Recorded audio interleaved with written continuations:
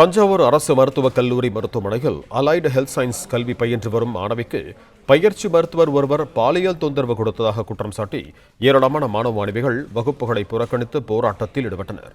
இது தொடர்பான கூடுதல் விவரங்களோடு இணைகிறார் எமது செய்தியாளர் ராஜா. வணக்கம் ராஜா, உங்களிடம் இருக்கும் தகவல்களை சொல்லுங்க.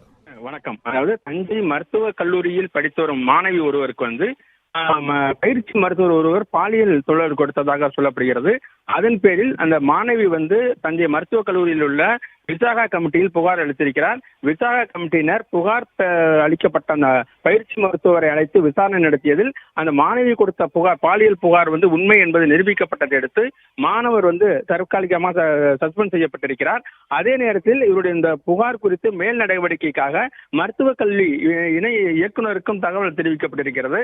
அதே நேரத்தில் இந்த சஸ்பெண்ட் மட்டும் போதாது, மாணவரை கைது செய்ய வேண்டும் என வலியுறுத்தி மருத்துவம் சாராத படித்து வரும் மாணவிகள் மருத்துவக் கல்லூரியில் படித்து வரும் மாணவிகள் இந்த வகுப்புகளை புறக்கணித்து மருத்துவக் கல்லூரி நுழைவு வாயில் முன்பு ஆர்ப்பாட்டத்தில் ஈடுபட்டனர். ஆர்ப்பாட்டத்தில் ஈடுபட்டவரிடம் மருத்துவக் கல்லூரி முதல்வர் மற்றும் சூப்பரண்ட் பேச்சுவார்த்தை நடத்தினார்கள். பிளே ஸ்டோர் மற்றும் ஆப் ஸ்டோரில் இருந்து பாலிமர் செயலியை QR கோடு மூலம் பதிவிறக்கம் செய்யுங்கள். செய்திகளை உடனுக்குடன் பெறுங்கள்.